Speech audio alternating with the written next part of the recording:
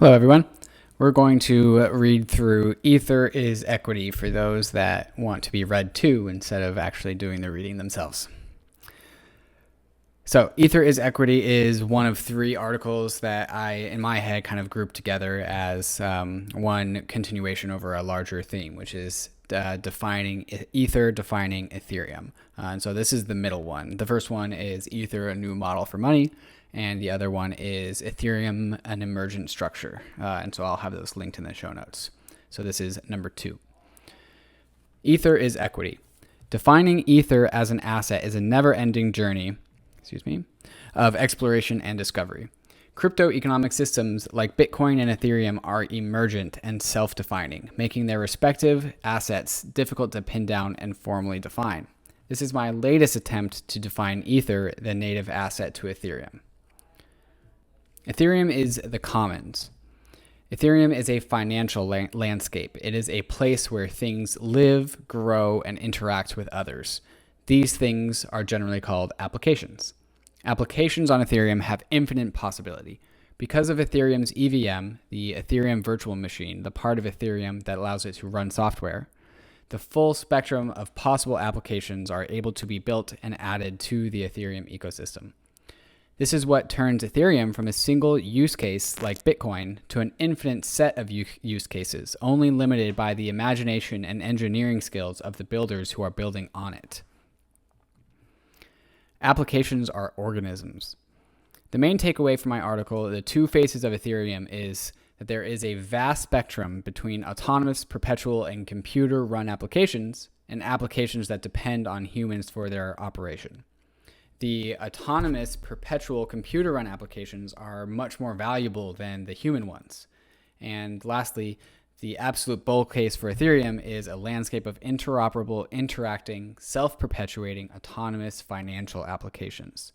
So, in short, there's two possible ends of a spectrum of applications on Ethereum. There's ones that are totally managed by computers. That's like Uniswap.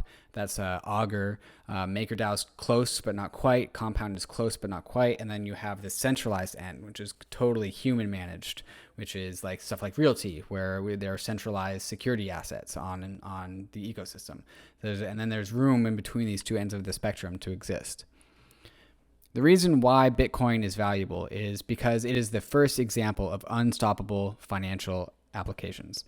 Ethereum's ideal product is a vast landscape of financial applications that all match Bitcoin's level of trustlessness and autonomousness, while also being able to execute any kind of financial logic that humans find useful and willing to pay for.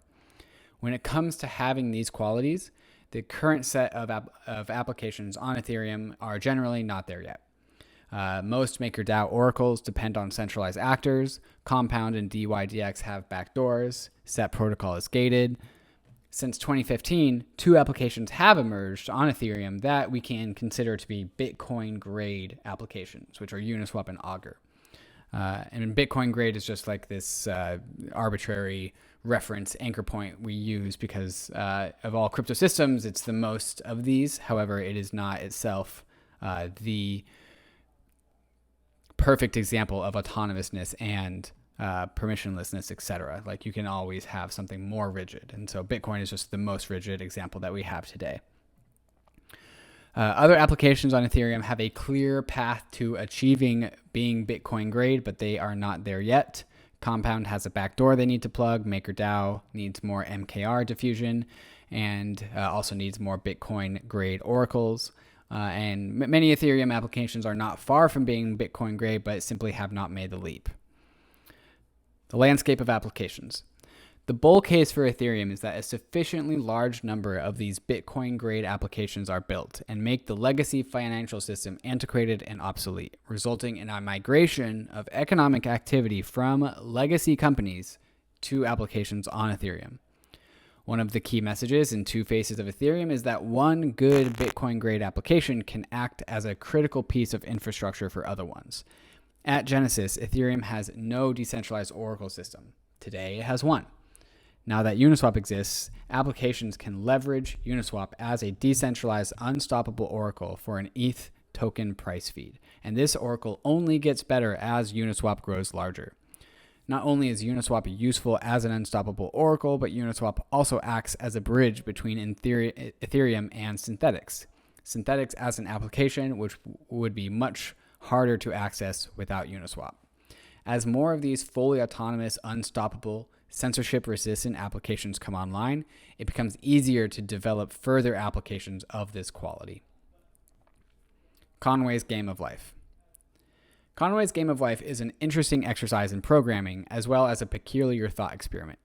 In short, Conway's Game of Life is an investigation of stable and unstable structures given a specific rule set.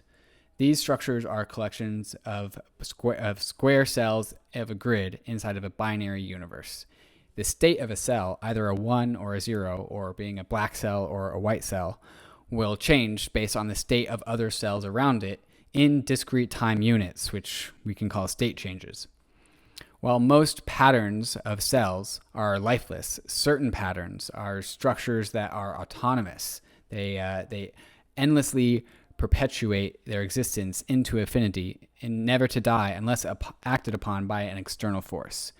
The specific patterns in which these structures are engineered creates a system that has the capacity to self-perpetuate forever. In a way, this feels like the creation of life inside of a sandbox landscape with preset rules. Okay, so to go back, Conway's Game of Life, it's a grid. There are a bunch of squares, and the squares are either white or black. And according to specific rules, such as if there are exactly 3 neighbors that are black, you switch to black if you are white. If there are less than 2 neighbors that are black, then if you are black, you switch to white, vice versa. There's a set of rules, and then there's a state change. We progress in increments in time, and things happen over time as the states change, and structures can be built. And so here are example of some structures that can be built in Conway's Game of Life. So I want to draw the comparison between the sandbox landscape, which is Conway's game, and its rule set. You could also say the universe is a massive sandbox game. The universe is one big sandbox, and it also has its preset rules, the laws of physics. And then there's also Ethereum, this open landscape of a sandbox landscape for you to build anything. And then you also have the rules to make changes, which is the EVM. These are all the same things in different forms, in different contexts. Conway's Game of Life is a state machine. It has rules that cannot be broken, and it offers a landscape for possible things to be built. Most buildable things are non-functioning or not very interesting. However, with some cool exploration, experimentation, and research, you can build structures that do pretty cool stuff. So this is a cool little GIF of a specific structure in Conway's Game of Life, 2 structures actually that are interacting off of each other, and they're producing these gliders, these things that just float off into existence forever, which is pretty cool. This is a self-perpetuating system. Ethereum's Game of Apps. Like Conway's Game of Life, Ethereum is a state machine landscape that allows for the building and exploration of various applications.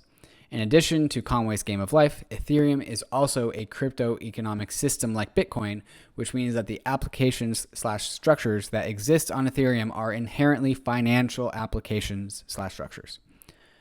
Fully autonomous applications like Uniswap or Augur represent self-perpetuating structures in Ethereum's Game of Apps. Ethereum is a landscape for these specific structures to be built and to take on a life of their own. So, like we see this structure in Conway's Game of Life, just existing, doing its thing, applications on Ethereum likewise are built, and hopefully they have the correct structure, the correct pattern to exist and just live into perpetuity. So long that Ethereum is alive, applications like Uniswap are guaranteed to exist into perpetuity. The more apps that are on the computer side of the spectrum, the more self-perpetuating structures there are inside Ethereum, and the more Ethereum is itself a self-perpetuating system of systems. If you want to see what a visual of the Ethereum economy looks like, watch this video. I don't know how sound is going to work. It's probably going to not work very well. Skip forward.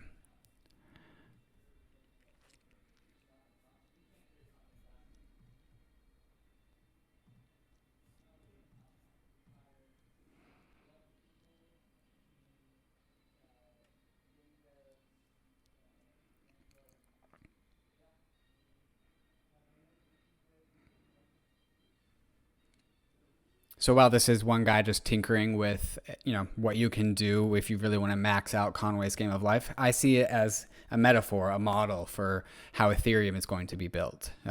Different people are going to build their own things, and they're going to be stitched together automatically. That's what DeFi is. It's a massive stitching together of different applications to produce an economy. This is just a top-down view of an economy in this binary state machine fashion. Look at it grow. That's pretty dope. Okay, moving on. A system of systems, a fire of fires. In the beginning, Ethereum was formless and empty. There was only darkness. This is a biblical reference. As Ethereum progressed, sparks of life have caught and are beginning to explore the environment around itself. A fire is a metaphor for a self-perpetuating system. I think it is an alternative metaphor to the one of a biological organism. For Ethereum's DeFi apps, I think it is fitting. Fires consume resources, and this resource consumption is measured by the ETH locked in DeFi metric, or the gas guzzling leaderboard. ETH locked in DeFi is a proxy for how much bandwidth the Ethereum fires are consuming. Ryan Sean Adams accurately illustrates this concept as economic bandwidth. The gas guzzling leaderboard represents which applications are consuming up all of the oxygen, the block space. The only change to this metaphor that is needed is that the Ethereum fires are generative rather than consumptive of resource, which more on that later. MakerDAO as an organism. The MakerDAO organism saw its first spark of life in December of 2017 with the launch of single collateral DAI. The application has been eating up ETH ever since and shows no signs of slowing down. So you can see up and to the right. Here's a little graph of an MKR dude eating some ether, expelling some DAI, and tummy size goes up every time he does that. Augur. Augur had its first spark of life in 2018. Augur has not yet turned into a roaring fire in the same way that MakerDAO has, but Augur's architecture implies that it will be a difficult beast to kill. Augur's future growth as an organism will depend on consuming DAI, as its DAI as a nutrient is much more beneficial for Augur because it's stable, to create liquid prediction markets for the world. A combination of good UI and UX improvements, DAI integration, and easy money on-ramps via wire. In addition, faster market turnaround will allow for Augur to better compete for economic resources in Ethereum. Uniswap. Uniswap sparked in November of 2018, and it seemed to catch fire in March of 2019. Uniswap has been gobbling up ETH ever since because of the clear demand for liquid ETH/token markets. Uniswap's architecture makes it a particularly difficult application to stop. It's likely it will continue to gobble ETH until the end of time. Up and to the right. Here's a cool little GIF of Ether pouring water to all the applications who are sucking it up. The meta system, the collective fire. Ethereum is a place where these organisms interact, integrate, and grow. Ethereum is the collective bonfire that is created when many smaller fires find each other. The more interconnected Ethereum applications are, the hotter and larger the collective Ethereum bonfire is. Viewed through the lens of Conway's game of life, Ethereum is the emergent superstructure that is created when all the independent mini-structures combine, interoperate, exchange, and derive each other. Ethereum, more than the sum of its apps. Gestalt psychology refers to the brain as an organized whole, that it is more than the sum of its parts. You can compartmentalize different areas of the brain and point to what they do. The occipital lobe in the back inputs and processes visual stimuli. The temporal lobe, here-ish, inputs environmental stimulus and outputs meaning and significance. The parietal lobe orients the body in space and time, and the prefrontal cortex produces goal-oriented behavior from the signals of the rest of the brain. However, you cannot find the brain's consciousness center. Consciousness is an emergent phenomenon that is created when you combine the separate functioning structures of the brain together. Each application on Ethereum is its own independent structure. However, Ethereum's killer's feature is its composability, the ability for applications to interoperate and interact with each other. Whatever Ethereum's equivalent of consciousness looks like, it will be from the emergent structure that is created when Ethereum apps are stitched together. Look at all that economic activity. This isn't even the most updated one. Ethereum isn't its applications, it's the webbing between them. Ethereum is the emergent structure that is created from the composability and interoperability of its applications, and Ether is the equity of this structure. So, Ether is equity. Ethereum is an emergent financial superstructure. Finance requires value to function, and the financial asset that the emergent structure uses is Ether. Financial applications on Ethereum grow the same way that traditional businesses grow, by providing valuable goods and services to their customers. ETH locked in DeFi and the Gas Guzzler leaderboard represents two metrics for measuring the value that Ethereum applications are providing to their users. MakerDAO's product, DAI, has convinced Ether holders to part with 2.5 million Ether and place it inside of the MakerDAO application in lieu of using it elsewhere. Consequently, there's 2.5 million less Ether available for other applications to use. However, the consumption of ETH by MakerDAO and other big DeFi protocols doesn't mean that there's less value available for others. The demand for ETH in DeFi reduces the secondary market supply of Ether, and according to the age-old truth of supply and demand, this creates appreciation in Ether. This means that while there is less total ETH available, there is more total value for others to use. So MakerDAO gobbles up Ether off the secondary market, supply and demand, supply just went down, demand stays the same, price goes up. So while there's less supply of Ether on the secondary market, there is at least equal to or greater total value on the secondary market. The market just grows. It just becomes bigger because the Ether price goes up. So by locking up Ether, applications create new value outside of their respective system. This is why I said Ethereum fires are generative rather than consumptive of resources. When Ethereum applications remove ETH from supply, it makes the ETH outside of it more valuable. By increasing the price of ETH, other applications can continue their functioning while using less ETH.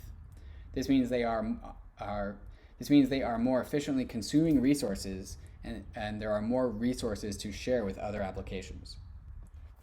When it comes to consuming ETH and generating new resources rather than consuming them, MakerDAO is a great example. Many applications, especially financial ones, cannot use Ether as a resource due to its volatility.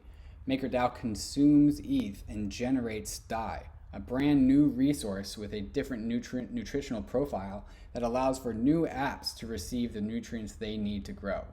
This value generation is in addition to the value accrual that ETH outside of MakerDAO receives as a result from the reduced supply in the markets. MakerDAO has consumed 2.3 of all ETH, and therefore 2.3 of ETH is unavailable for applications to use. However, the 2.3% ETH supply sink adds to ETH scarcity and therefore ETH price, meaning that MakerDAO returns value to the price of ETH and allows for more total value available to be consumed by other applications. When applications are successful in capturing ETH, more value is created for others. Ethereum's economic pie grows when people eat it. You can literally have your cake and eat it too. And if this doesn't sound like an anti-fragile system, I don't know what does.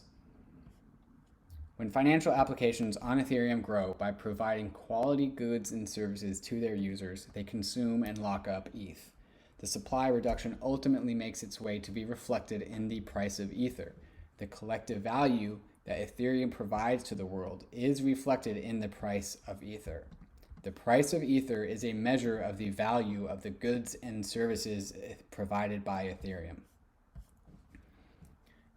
Equity characteristics. In addition to the value capture mechanism described above, Ether has other characteristics that connect its price to the success of the Ethereum network. The Ethereum network is like a company. It brings in revenue to miners/stakers. It inflates its supply to sell to the public in order to access capital and fund its livelihood. Similarly, it also contracts its supply when revenue and profits are strong by issuing a stock buyback in the form of burning Ether. It also has employees in its own company currency, and all the applications on Ethereum represent a company store that only accepts the company currency. I'll get into that more later. Base fee is a stock buyback. So this is in reference to EIP-1559. EIP-1559 is an EIP that is planned to be integrated into ETH2 or sooner. There are links, I'll link in the show notes, a short summary from Eric Connor, who proposed the EIP, and then also a longer, less technical, more narrative analysis from myself. I will assume that you have read either one of those two pieces in this section. In EIP 1559, base fee represents the bulk of the transaction fee. Base fee is burnt, removing the burnt ETH from the total supply. Ethereum prioritizes security over monetary policy. It does this by paying for security ahead of time, by ensuring constant issuance for validators. This mechanism ensures that Ethereum always has the necessary capital available to pay for sufficient security, regardless of the revenue it generates. This begs the question, if we don't need fees for security, what should we do with the fees? The answer is to burn them. This is the correct thing to do for a number of reasons. Burning base fee is still paying for security. Every day that Ethereum runs, base fee will remove ETH from supply. The base fee amount that Ethereum could have paid directly to validators at the time of burning is instead paid to the future Ethereum. The ability to attack Ethereum 2.0 will be a function of how much ETH is available for purchase on the secondary markets. If there is high ETH supply, then buying back enough ETH off the secondary markets to attack Ethereum in proof of stake is cheap. If there is low ETH supply on the secondary markets, then it is expensive. If you need to access 30 million ETH to attack Ethereum 2.0 and there's 60 million ETH on the secondary markets, well, then there's double the supply that you need in order to do that. If you need to access 30 million ETH and there's only 15 million supply in the secondary markets, then that becomes really, really hard. And base fee, burning base fee, always reduces the supply of Ether on the secondary markets. By adding to the scarcity of Ether today, Ethereum pays for security tomorrow. In addition to this, it is also paying for security in a compounded fashion. Say EIP 1559 burns 1 ETH, which represents 0.001% of the supply. These are fake numbers. Then, when EIP burns 1 more ETH, it will then represent 0.001% of the supply. The degree that EIP 1559 is removing ETH from the total supply compounds over time, which means the additional security benefits it adds is also compounding.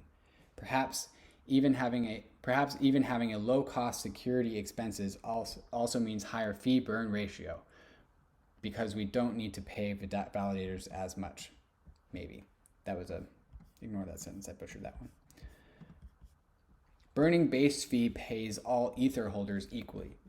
Similar to how MKR holders receive indirect access to the revenue generated by the stability fees, EIP 1559 gives Ether holders indirect access to the fees collected by base fee, or what I'm calling the security fee.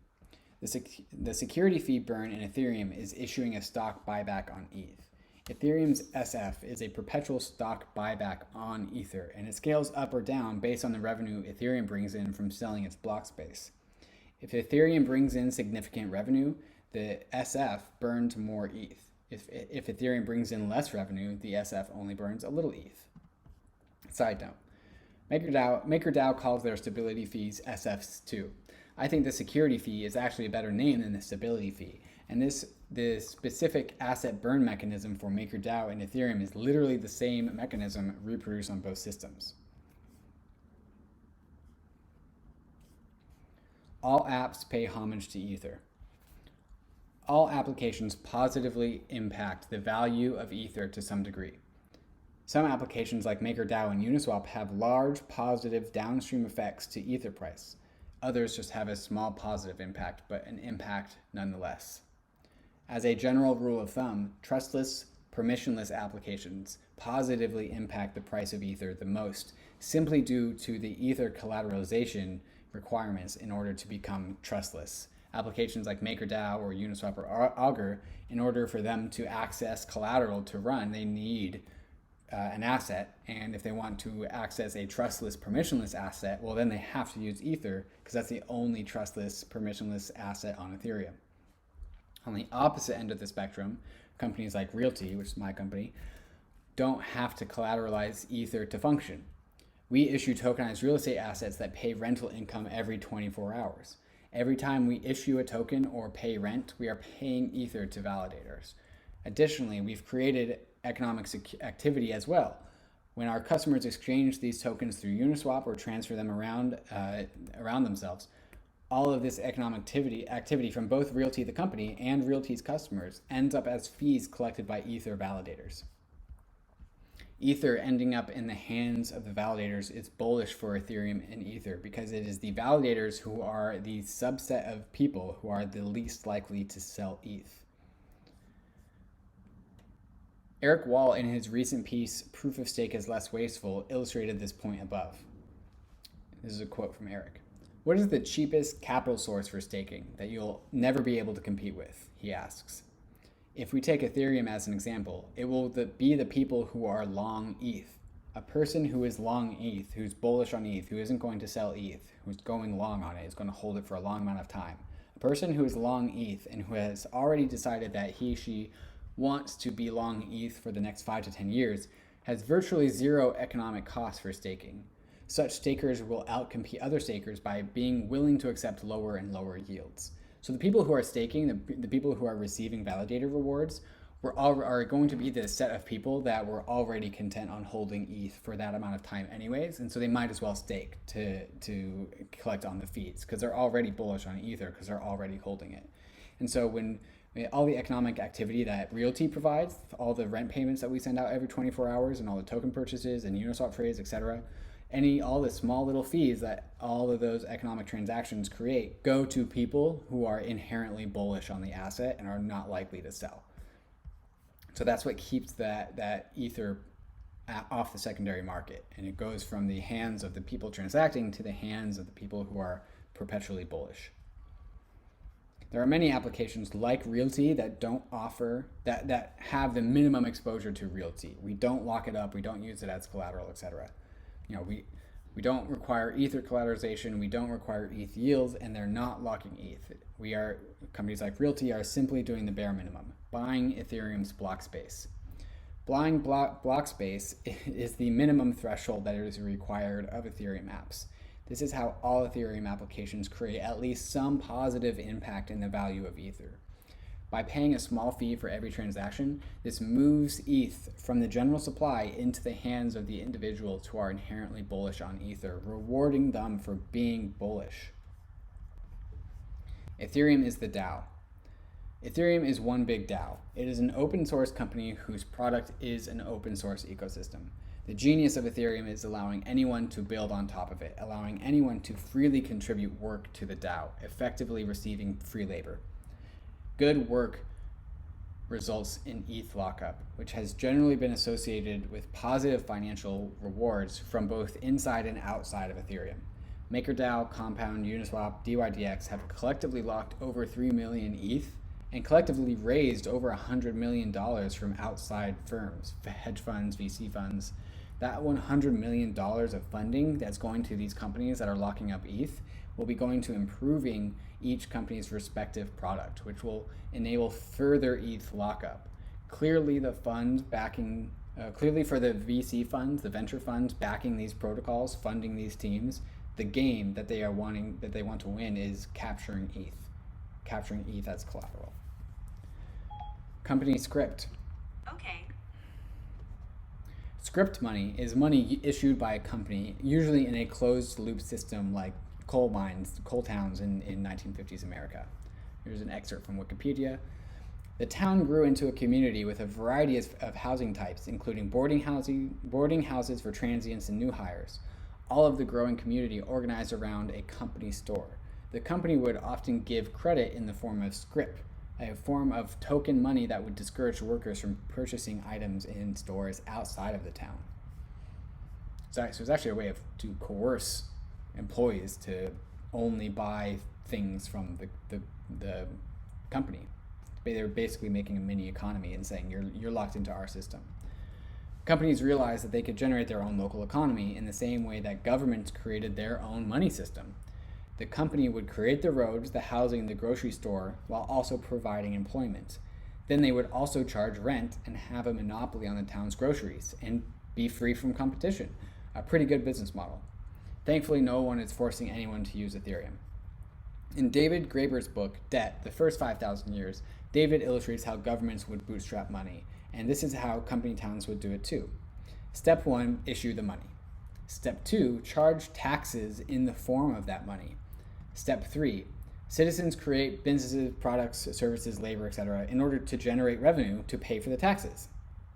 It's just they just create this self-repeating loop that everyone has to fall into, and then that loop just turns into the economy. Ethereum follows the same model. Step 1, issue Ether. Step 2, require Ether for economic activity. Step 3, builders create businesses, products, services in order to collect Ether. As a currency, however, Ether has some extra bells and whistles. In addition to offering you exposure to the upside of Ethereum, imagine if your company paid you an equity that you could buy groceries with. Ether is a share of Ethereum. It is a claim on Ethereum's fees if you produce work for Ethereum. Ether enables you the right to work for Ethereum. With Ether, you lock in the right to some degree of employment to the protocol. All Ethereum employees are all paid equally, and thanks to EIP-1559, they are never overcompensated. Similarly, Bitcoin miners constantly put out the same amount of work, but their compensation is entirely dependent on the fee market, and Bitcoin miners are likely always either under or overpaid.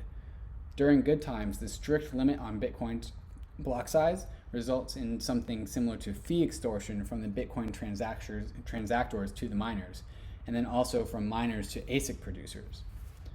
During bad times, bad miners capitulate and good miners make it through, hopefully to be able to be compensated with overpayment in the future. Ether stakers are the fairly compensated employees of Ethereum. Stakers receive a small ETH paycheck for their labor, 3 to 7% on their ETH year over year, but are much more likely to financially benefit from Ether appreciation, keeping their incentives aligned with the needs of the DAO as a whole. This elegance in incentive alignment is the beauty of Ethereum that will enable it to scale to a single global financial platform. Everyone is incentivized to come and build on it. If Ethereum comes to dominate the globe as a single financial platform, it will be because of the establishment of the positive feedback loops set by the value of Ether as exposure to the growth of Ethereum.